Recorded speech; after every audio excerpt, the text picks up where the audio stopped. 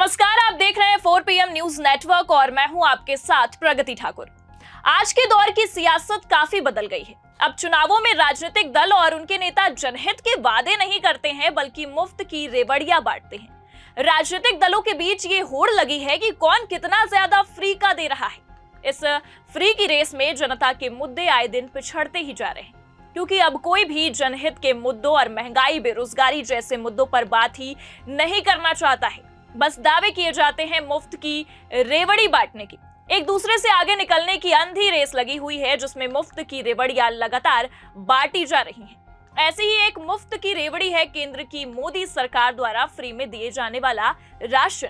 Corona काल में शुरू हुई मोदी सरकार की ये स्कीम वोटों के चक्कर में आज भी देश में जारी है और केंद्र सरकार द्वारा इस स्कीम को साल 2028 तक आगे भी बढ़ा दिया गया है। यानी अब 2028 तक गरीबों को मुफ्त में राशन मिलता रहेगा।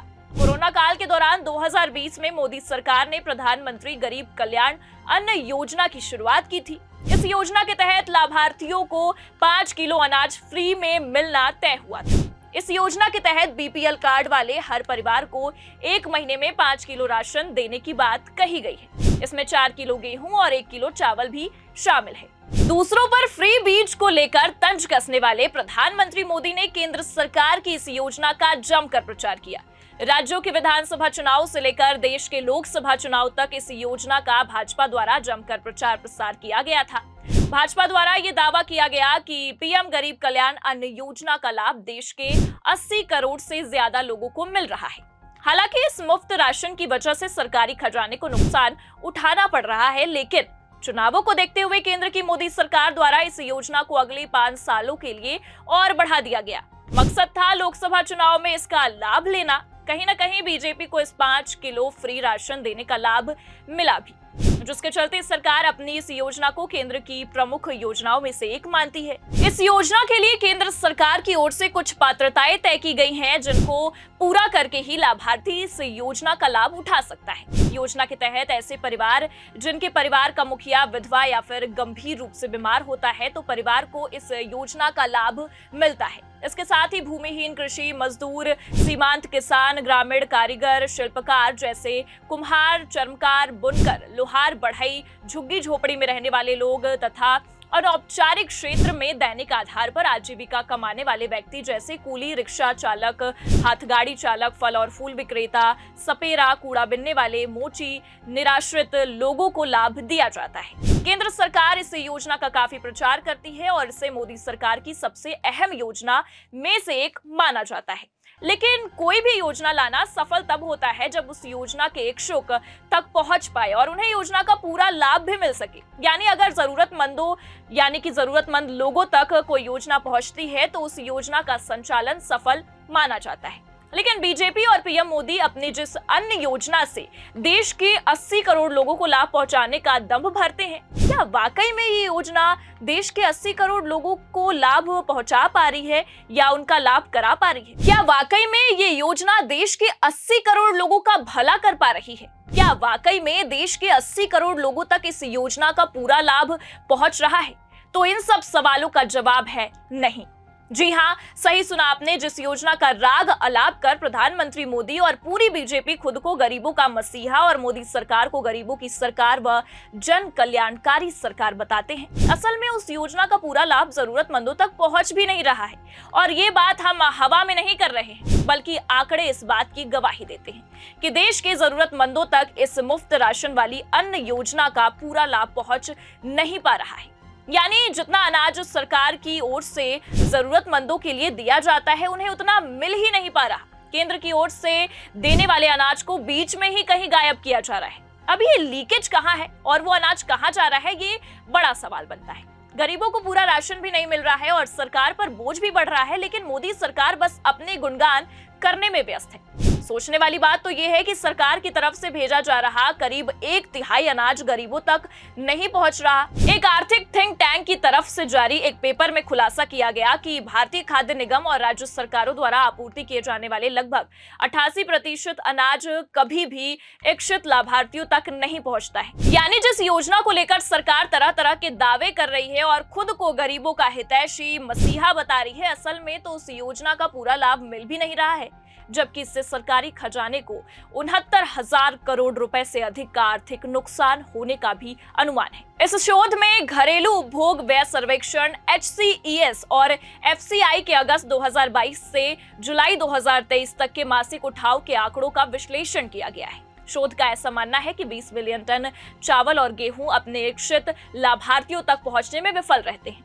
Indian council for research on international economic relation यानी कि ICRIER में इन्फोसिस के चेयर प्रोफेसर अशोक गुलाटी का कहना है कि ये एक वार्षिक घाटा है, या कहा जा रहा है शायद इसे खुले बाजार या निर्यात के लिए भेजा जा रहा है। इस रिपोर्ट में कहा गया है कि 20 मिलियन टन चावल और गेहूं का रिसाव एक बड़ा वित्तीय बोझ है।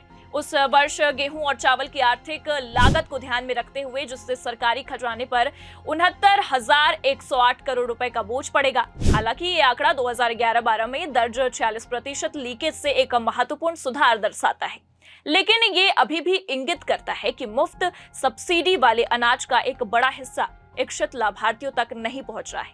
साथ ही ये सवाल भी उठता है कि आखिर ये जा कहां रहा है। इस शोध में यह भी सामने आया है कि देश में सबसे अधिक रिसाव यानी घपलेबाजी उत्तर प्रदेश में हो रही है। शोध के अनुसार उत्तर प्रदेश में PDS लीकेज का अनुमान 33% है, यानी बीजेपी शासित उत्तर प्रदेश में 33% राशन जरूरतमंदों तक नहीं पहुंचा। लीक हुए अनाज की कुल मात्रा के मामले में ये राज्य सूची में सबसे ऊपर है। आखिर ये अनाज गया कहां? जो अनाज गरीबों और जरूरतमंदों के लिए है, उन अनाज की घपलेबाजी कहां की जा रही है? अगर जरूरतमंदों तक नहीं पहुंच रहा है तो कौन कर रहा है इसका इस्तेमाल? अब रिपोर्ट में दावा किया गया है कि पूरे भारत में लाभार्थियों तक चावल ना पहुंच पाने में उत्तर प्रदेश नंबर 1 पर है। यहाँ 28.42% चावल नहीं पहुंच पाया है। शोध में यह भी बताया गया है कि हिमाचल प्रदेश, उत्तराखंड और महाराष्ट्र में साइफनिंग की दर बहुत अधिक है। इसमें अक्सर अनाज को खुले बाजार में वापस भेज दिया जाता है। रिपोर्ट में आधार कार्ड का जिक्र करते हुए यह भी बताया गया है कि PDS के लिए लाभार्थियों के राशन कार्ड को आधार से जोड़ने से वितरण की प्रभावशीलता बढ़ी है, लेकिन PDS में लीकेज अभी भी चिंता का विषय बना हुआ है।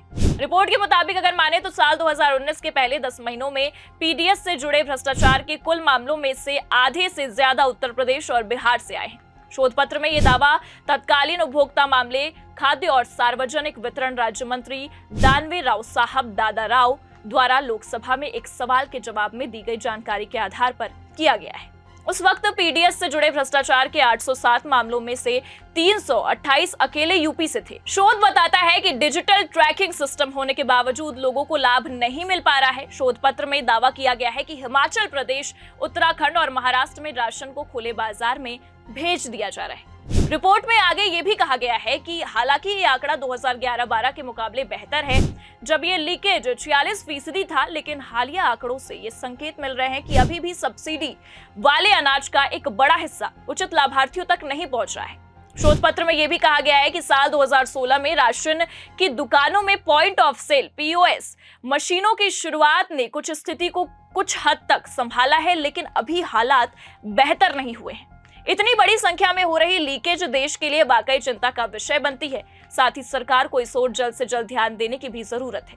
बता दें कि दुनिया में भारत सबसे बड़ी राशन वितरण प्रणाली चलाता है, जिसमें 81.4 करोड़ लोगों को PDS के जरिए चावल और गेहूं दिया जाता है। अब रिपोर्ट में सरकार को यह सलाह भी दी गई है कि PDS व्यवस्था में न सिर्फ निगरानी बढ़ाई जाए, बल्कि संस्थागत बदलाव भी किए जाए। सवाल ये उठता है कि आखिर 28% अनाज जा कहां रहा है? आखिर कौन है वो लोग जो इस अनाज को गायब कर रहे हैं? क्या ये भ्रष्टाचारी हैं? आखिर ये अनाज की लीकेज है कहां? वोटों की राजनीति के चक्कर में मोदी सरकार ऐलान तो बड़े बड़े कर देती है, लेकिन उनका नतीजा क्या हो रहा है, या क्या वो योजनाएं जरूरतमंदों तक पहुंच भी रही हैं या नहीं, इस ओर सरकार कोई ध्यान नहीं दे पाती है। सरकार पर 69,000 करोड़ का बोझ पड़ रहा है। साथ ही जिस योजना का गाना गाकर बीजेपी और मोदी लोगों से वोट मांगते हैं, उस योजना का पूरा लाभ मिल भी नहीं रहा है। लगभग 1/3 अनाज गायब है। आखिर ये चोरी कहां हो रही है और कौन कर रहा है, ये सरकार को पता लगाना चाहिए, क्योंकि ये भ्रष्टाचारी बीजेपी की सरकार में से ही कोई एक हो सकता है, ऐसा माना जा सकता है। क्योंकि वैसे भी नरेंद्र मोदी के सत्ता में आने के बाद से देश पर कर्ज बढ़ता जा रहा है। ऐसे में इस लीकेज की वजह से भी सरकार पर बोझ तो पड़ ही रहा है, लेकिन गरीबों को योजना का पूरा लाभ भी नहीं मिल रहा है। ऐसे में पीएम गरीब कल्याण अन्न योजना के इस इतने बड़े लीकेज या घपले पर सरकार को जल्द से जल्द ध्यान देना चाहिए और आरोपियों पर सख्त से सख्त एक्शन लेना चाहिए। फिलहाल के लिए इस खबर में इतना ही। खबर आपको कैसी लगी कमेंट में जरूर बताएं और देखते रहिए 4 PM न्यूज नेटवर्क। नमस्कार।